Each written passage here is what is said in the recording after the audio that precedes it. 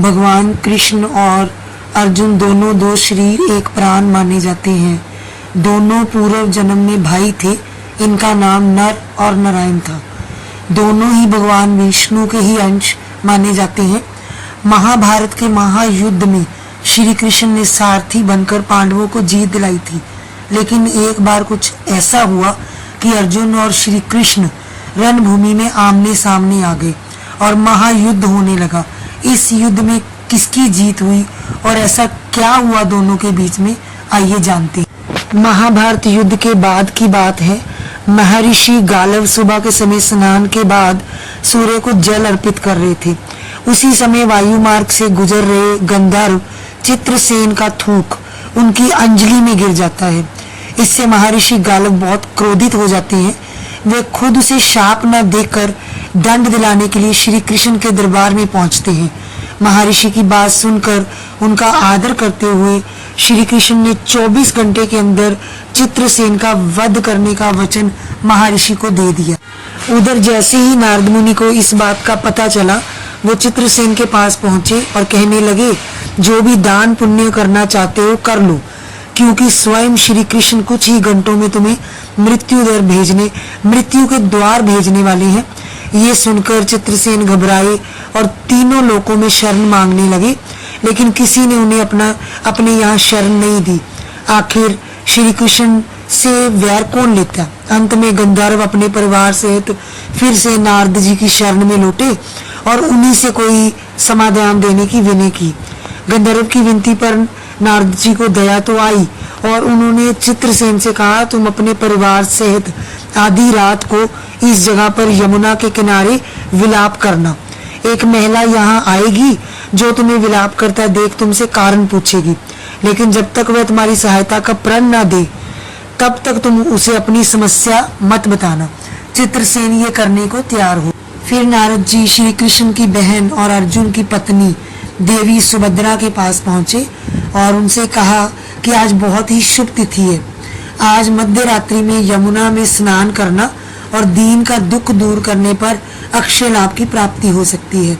इस पर सुभद्रा रात को अपनी दो सखियों के साथ यमुना में स्नान के लिए पहुंची। वहां उन्हें विलाप करते गंधर्व और परिवार को देखा तो उन्होंने अक्षय लाभ की इच्छा और मानवता के नाते उनके दुख का कारण पूछा, लेकिन गंधर्व ने तब तक कुछ नहीं बताया जब तक सुभद्रा ने सहायता का प्रण नहीं कर दिया। लेकिन जैसे ही सुभद्रा ने प्रण किया और गंधर्व ने श्री कृष्ण के प्रण की बात बताई, सुभद्रा धर्म संकट में पड़ गई। उन्हें कुछ नहीं सूझा तो वो गंधर्व को अपने साथ महल ले गई और जाकर अर्जुन को पूरी बात बताई। अर्जुन ने कहा, चिंता ना करो, अब चित्रसेन हमारी शरण में है तो इनकी रक्षा करना हमारा कर्तव्य है। उधर देवऋषि नारद श्री कृष्ण के पास पहुंच गए और उन्हें बताया कि प्रभु, आप गंधर्व चित्रसेन को मारने की तैयारी में तो हो, लेकिन स्वयं आपके प्रिय अर्जुन ने उसे अपने संरक्षण में रख लिया है।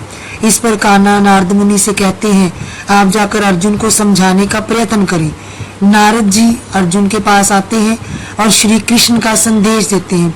इस पर अर्जुन कहते हैं, मैं स्वयं श्री कृष्ण का भक्त हूँ और उन्होंने ही मुझे क्षत्रिय धर्म सिखाया है। मैं उनसे समर्पित रहकर ही अपनी शरण में आए व्यक्ति की रक्षा करूं। इस तरह श्री कृष्ण और अर्जुन अपने अपने कर्तव्यों का पालन करते हुए युद्ध भूमि में आमने सामने थे। दोनों के बीच भीषण संग्राम होने लगा। श्री कृष्ण ने सुदर्शन चक्र छोड़ा तो अर्जुन ने पशुपात्र शस्त्र छोड़ दिया। इस तरह विष्णु और शिव के अस्त्र आमने सामने हो गए। अर्जुन ने पशुपात्र अस्त्र शिव जी की तपस्या करके प्राप्त किया था। प्रलय को भांप कर आखिर महादेव को वहां प्रकट होना पड़ा। उन्होंने दोनों अस्त्रों के वारों को रोका।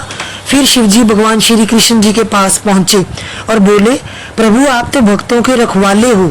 अपने भक्तों की खुशी के लिए आपने वेद पुराण शस्त्र के साथ आप तो अपनी प्रतिज्ञा भी भूल जाते हो। फिर इस बार ऐसा क्या हुआ? हजारों बार ऐसा हुआ है कि आपने अपने भक्तों के लिए अपनी प्रतिज्ञा को भूला है। भगवान, अब तो इस लीला का समापन कर दीजिए। तब कृष्ण जी ने अर्जुन को गले लगाया और युद्ध को विराम दे दी। इस पर महर्षि गालव को बहुत क्रोध आया। उन्होंने अपने तपोबल से चित्रसेन सहित श्री कृष्ण, अर्जुन और सुभद्रा को जलाकर भस्म करने के लिए अंजलि ने जल ले लिया। जैसे ही गालव ने जल लिया, सुभद्रा बोल उठी, यदि श्री कृष्ण के प्रति मेरी भक्ति और अर्जुन के प्रति मेरा प्रेम सत्य है तो ये जल ऋषि के हाथ से पृथ्वी पर गिरे ही नहीं। ऐसा ही हुआ, जल पृथ्वी पर नहीं गिरा। ऐसा ही हुआ, जल पृथ्वी पर नहीं गिरा। गालव ऋषि स्वयं को बहुत लज्जित महसूस कर रहे थे। उन्होंने प्रभु को प्रणाम किया और वो अपने स्थान को लौट गए। इस प्रकार एक महायुद्ध रुक गया जो शायद विनाश का कारक बनता। इस कहानी से हमें ये शिक्षा मिलती है कि अगर किसी ने जानबूझ के गलती ना की हो तो उसे माफ कर देना चाहिए, उस पर इतना क्रोधित नहीं होना चाहिए। दूसरी शिक्षा ये मिलती है कि अपने शरण में आए हुए प्राणी की हमेशा रक्षा करनी चाहिए और दूसरों की गलतियों को माफ करना सीखना चाहिए।